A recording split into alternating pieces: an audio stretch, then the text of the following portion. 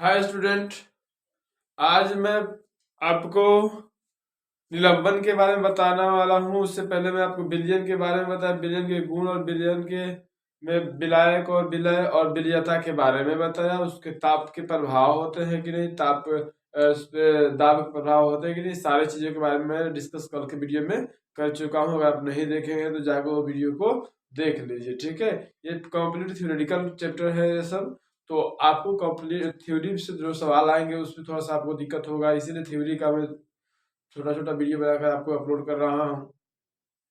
तो आज मैं निलंबन पढ़ा रहा हूँ, इसके लिए यहाँ निलंबन है। और मैं आपसे चाहूँ कि पढ़ाने से पहले मैं आपसे एक ही चीज़ चाहता हूँ कि आप इस वीडियो को शेयर करिए, और अगर चैनल पर नए हैं तो चैनल को सब्सक्राइब कर दीजिए, और अगर रेगुलर है तो वीडियो को लाइक करिए, थोड़ा सा लोगों को जोड़िए जिससे हम और अधिक लोगों से जुड़ पाए, ठीक है। तो आइए शुरू करते हैं। यहाँ देखिए, निलंबन के बारे में जानना है। इसके बारे में निलंबन के बारे में जानना है। आपने इससे पहले विलयता के बारे में जाना, उसके ठोस दाब और ताप जो होता है उसके प्रभाव को जाना। अब आप जानिए निलंबन के बारे में। तो निलंबन क्या है? तो किसी ठोस पदार्थ के छोटे छोटे कण जो द्रव या गैस में नहीं घुलते हैं, बल्कि संपूर्ण द्रव या गैस में उपस्थित रहता है, उसे हम निलंबन कहते हैं। अर्थात कहने का मतलब हुआ कि वैसा पदार्थ जो ठोस के माध्यम से रहता है, और वह गैस में या द्रव में, हवा में भी हो सकता है। गैस हवा जस्ट जस्ट गैस होता है, और द्रव यानी कि किसी पानी लिक्विड में भी जो चीजें उपस्थित होती है, जो आपको दिख जाता है, उसे हम लोग कथी कहते हैं? निलंबन कहते हैं, ठीक है। जैसे देखिएगा कि आप जैसे यहाँ देखो, यहाँ पे लिखा है कीचड़, बालू और खाड़िया। ये तीन प्रकार कीचड़ में आप देखोगे, पानी में जैसे पानी को देखोगे, पानी में देखोगे उसमें कीचड़ को, जैसे बरसात होता है तो उसमें वो सब चीजें दिखते रहती है, तो वो आसानी से दिख जाता है, ठीक है। बालू बालू के कण भी पानी में आसानी से दिख जाता है, ठीक है। इन सभी चीजों जो होता है एक निलंबन कहलाता है, जो छोटे छोटे कण के रूप में उसमें विद्यमान होता है, ठीक है। अब कुहासा में देखो, कुहासा में सारी चीज आपको क्लियर दिखाई देती है, वो गैस में रहता है, तो चीजें आपको नहीं दिखती है। हमारे खून में जो ब्लड्स में होते हैं वो सब चीजें भी होते हैं, ये छोटे छोटे जो पार्ट्स दिखाई देते हैं, वही हमारा निलंबन कहलाता है, ठीक है। निलंबन के गुण क्या है? अब सुनिए, यह एक विषमांगी पदार्थ होता है। निलंबन क्या है? एक विषमांग पदार्थ है। यह आसानी से, विषमांग कहने का मतलब क्या होता है कि वैसे पदार्थ जो अभिक्रिया में पुनः दिखता रहता है, उसे हम क्या विलयन में पुनः दिखता रहता है, उसे हम निलंबन कहते हैं। ऐसे विषमांग पदार्थ कहते हैं। जैसे हमने आपको बताया था, तेल और पानी का मिश्रण, अगर हम तेल और पानी का विलयन तैयार करते हैं तो तेल आसानी से पानी में दिख जाता है। तो यहाँ पे वही बात है कि अभी इसमें भी दिखता है, पाक और पानी जो होता है उसमें पाक हमेशा मिट्टी का जो कण होता है वो दिखाई देता है, इसीलिए इसको हम निलंबन कहते हैं। इसे आसानी से देखा जा सकता है। इसे आसानी से देखा जाए मतलब, आसानी से देखा जाने का मतलब क्या है? इसके जो माइक्रोस्कोप से देखा जाता है समांग मिश्रण को, जैसे माइक्रोस्कोप से देखने की जरूरत होती है, छोटे छोटे कण को बड़ा करके देखना, इसमें ऐसा कुछ नहीं होता है। ये आसानी से आपको ये वस्तुएं दिख जाएंगी आपको विलियन में। कह रहा है दो निलंबित कण क्षरण पत्र को पार कर सकता है। मतलब कह रहा है कि इसके निलंबन कण होता है, जैसे हम लोग टिप जो क्षरण पत्र जो चाय छाना वगैरह होता है ना, जैसे चाय बनाते हैं तो उसमें चाय पत्ती को छान के अलग करते हैं, उसी तरह से इसमें क्षरण पत्र से उसको आसानी से अलग किया जा सकता है, क्योंकि इसके कण बहुत ही बड़ा होता है, ठीक है। चलिए, अब निलंबन के व्यास की बात कर लेते हैं। तो निलंबन का व्यास कितना होता है? 10⁻⁵ होता है, या इससे भी अधिक हो सकता है। कहने का मतलब हुआ कि निलंबन का व्यास 10⁻⁵ हो सकता है, या इससे भी बड़ा हो सकता है, ठीक है। अब कह रहा है कि निलंबन का व्यास दूसरा है, देखिए यहाँ पे, या 1000 एंगस्ट्रॉम होता है। निलंबन का व्यास 1000 एंगस्ट्रॉम होता है, ठीक है। एंगस्ट्रॉम भी हम कह सकते हैं, ठीक है। तो आइए देखते हैं दूसरा वीडियो टॉपिक।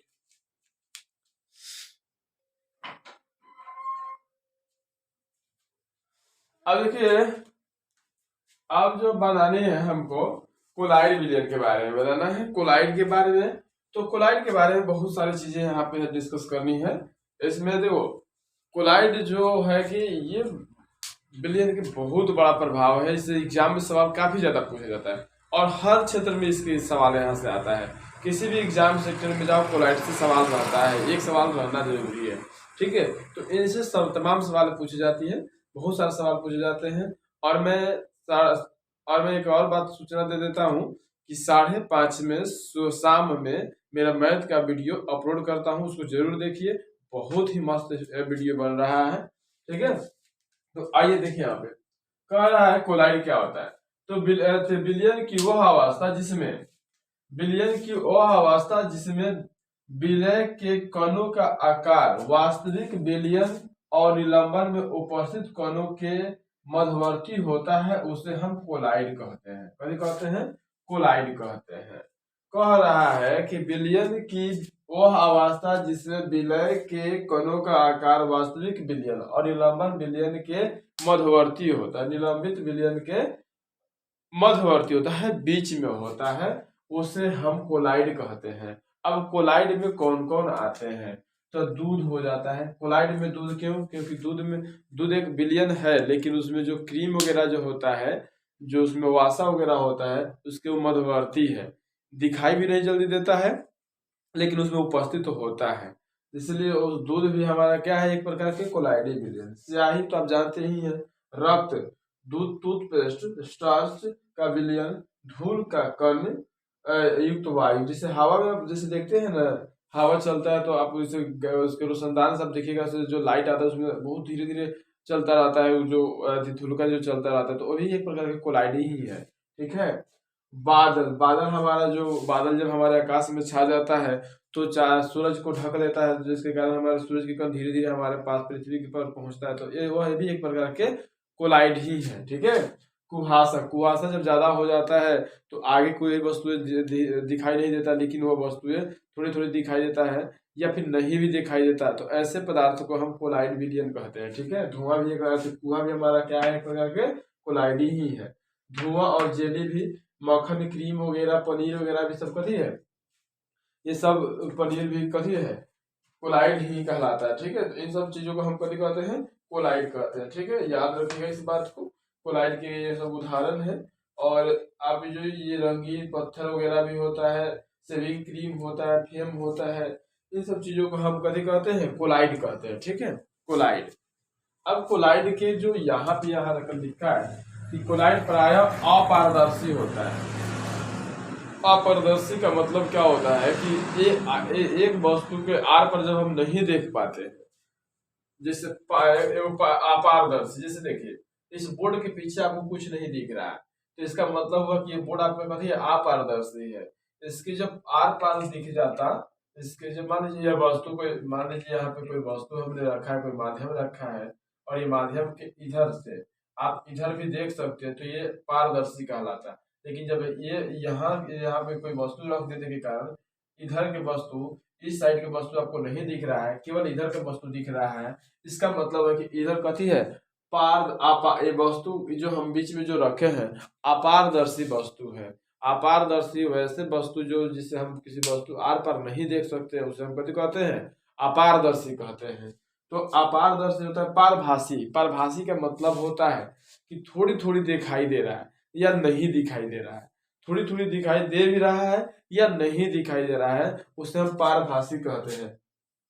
अपारदर्शी होते हैं ये अर्ध पारदर्शी, थोड़ा दिखाई देता है, थोड़ा नहीं दिखाई देता है, तो अपारदर्शी कह सकते हैं। पारभासी थोड़ा थोड़ा दिखना अपारभासी कहलाता है, और अपारदर्शी साफा नहीं दिखना भी अपारदर्शी कहलाता है। जैसे कि आप देख लीजिएगा कि जैसे मान लीजिए क्रीम वगैरह की बात करते हैं, क्रीम के लेप लगा लीजिए तो उधर से प्रकाश का परिवर्तन, उधर प्रकाश का उधर से निकलेगा ही नहीं, तो वो क्या कहलाएगा, एक प्रकार के कोलाइड विलयन या अपारदर्शी कहलाता है। चलिए यहाँ पे हम कोलाइड विलयन के गुण के बारे में डिस्कस कर लेते हैं। तो कोलाइड एक विषमांग पदार्थ होता है। अभी मैंने आपको बताया कि निलंबन भी विषमांग पदार्थ होता है। निलंबन विषमांग पदार्थ का मतलब होता है कि वो पदार्थ उसमें होता है, ठीक है, समान रूप से दिखता नहीं है, लेकिन मतलब उसमें होता है, तो वह वस्तुएं हमें क्या कहलाती है, विषमांक कलम जो ऑटोमेटिक उसके अनुसार नहीं मिल पाता है, पूरा का पूरा नहीं मिल पाता है, उसे ही हम क्या कहते हैं, विषमांक कहते हैं।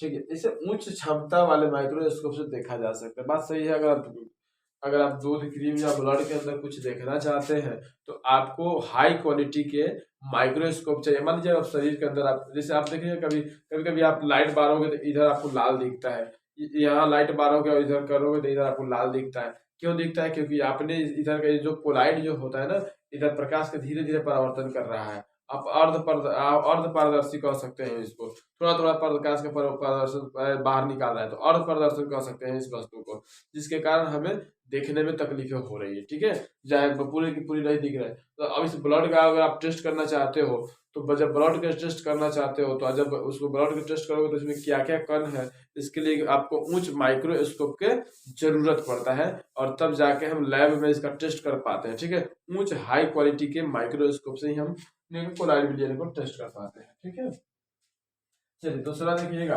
कह रहा है कि कोलाइड के कण अस्थाई होता है, यह नीचे नहीं बैठता है। अब क्या होता है कि कोलाइड विलियन क्या होता है, अस्थाई होता है। अस्थाई कहने का मतलब वह चीर दो वैसे फ्रेंड जो मतलब हर साथ में रहता है, जैसे आप रहिएगा वैसे वो रहता है, वैसा ही हमारा ये दोस्त जो जिस दोस्त होता है वैसे ही हमारा ये कोलाइड होता है। कोलाइड के अंदर जो निलंबित कण होते हैं वह विलियन के साथ ही हमेशा, जैसे विलियन चलता है वैसा ही वो भी हमेशा मूविंग करते रहता है और नीचे बैठता नहीं। जैसे अपनी लंबन को पढ़ेंगे, उसको थोड़ा देर के बाद छोड़ देने पर मिट्टी नीचे बैठ जाता है और पानी ऊपर आ जाता है, तो पाक और मिट्टी का भी जो मिश्रण था, तो उसको जब छोड़ दिए तो मिट्टी नीचे बैठ गया और पानी ऊपर आ गया। लेकिन कोलाइड में ऐसा नहीं होता, ये जैसे रहता है वैसे ही रहेगा। जैसे खून है, ब्लड्स है, उसमें भी ये रक्त जो जिसमें उसमें भी उसके कण, या दूध में मक्खन या क्रीम में जो दूध में जो कण होते हैं वो दूध के नीचे नहीं बैठते, उसी के साथ वो चलते रहता है। तो ये कण अस्थायी रूप से अस्थायी होती है, ये नीचे नहीं बैठता है। ठीक है, समझ में आ रहा है ना, ये नीचे नहीं बैठता है। चलो अब देखो इसके कणों का आकार क्या होता है। तो इसके कणों के आकार 10⁻⁻7 से 10⁻⁻5 के 10⁻⁻5 सेंटीमीटर के बीच में होता है। ये मतलब इसके कणों का आकार इतना ही के लगभग लगभग में होता है। ठीक है, तो आइए इसके नेक्स्ट टॉपिक देखते हैं।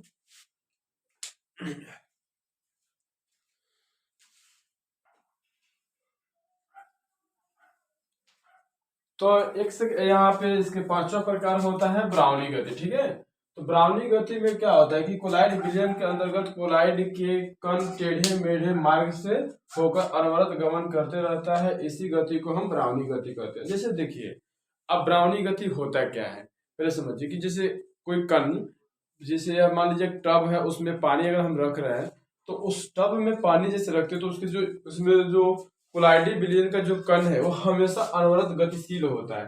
ठीक है, वो एक दूसरे से हमेशा टकराते रहता है, जिसके कारण क्या होता है कि इसमें एक गति उत्पन्न हो जाता है, और इस गति को हम ब्राउनी गति कहते हैं। जैसे देखिए, ये जैसे आप इस टब में पानी का टंकी है, मान लीजिए पानी की टंकी, इसमें कोई और निलंबित है या कोई कण कोलाइडी विलियन इसमें पहले से ऑलरेडी उपस्थित है, लेकिन इसके कारण क्या होता है कि आपने पढ़ा द्रव अवस्था में कि द्रव के कण अनवरत पदार्थ के कण अनवरत गतिशील होते हैं। तो जैसे द्रव हमेशा गतिशील होते हैं, तो जो टिंडल प्रभाव की जो वस्तु, यहाँ पे मान लीजिए कोई वस्तु है, तो द्रव की गति के कारण इसके अंदर जो हुआ गति उत्पन्न हो गया।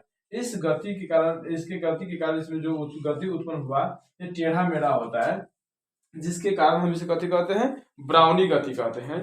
और ब्राउनी गति के जो होता है ये एक दूसरे से हमेशा टकराते रहते हैं। ठीक है, अब हम बात कर रहे थे टिंडल प्रभाव के। ठीक है, तो टिंडल प्रभाव में जो होता है, अब टिंडल प्रभाव की बात करते हैं, तो टिंडल प्रभाव में क्या होता है कि कोलाइड के कण का प्रकाश प्रकीर्णन कर देते हैं। कोलाइड के कण प्रकाश का प्रकीर्णन कर देते हैं।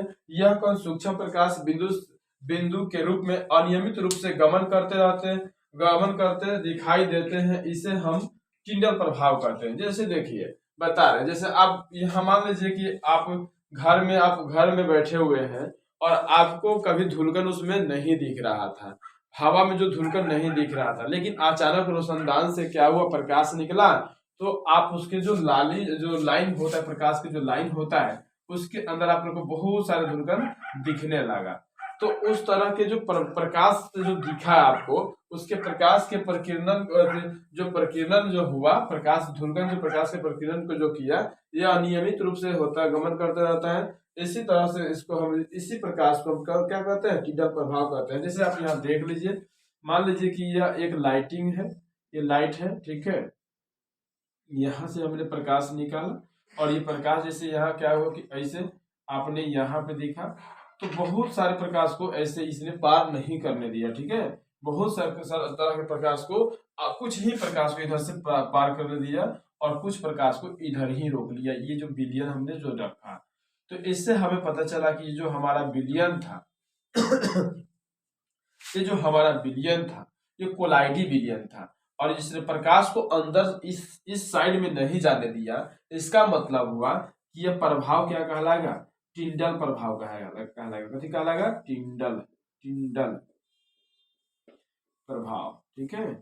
यही हमारा जो होता है, एक प्रकार से इस प्रकाश को एक पार से उस पार तक कम जाने देता है, या फिर परिवर्तन के बाद आपको दिखाई देता है, तब जाके इसको हम कथी कहते हैं, टिंडल प्रभाव कहते हैं।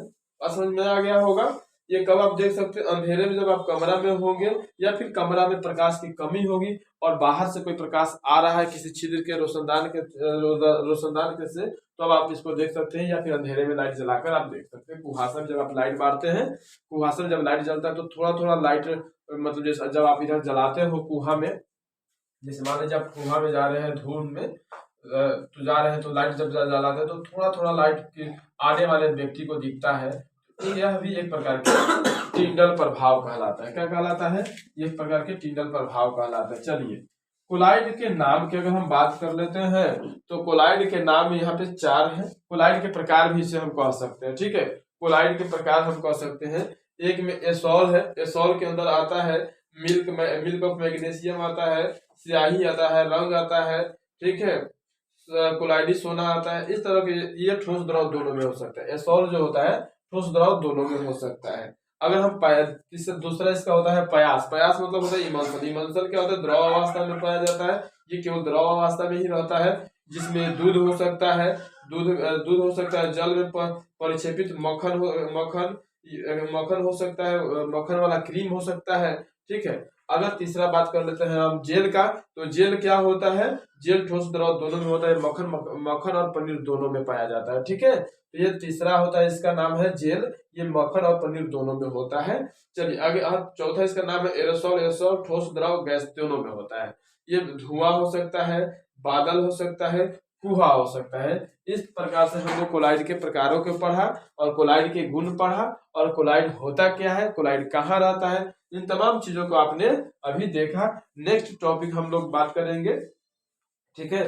तब तक के लिए इतना ही, मिलते हैं अगले वीडियो में। जय हिंद।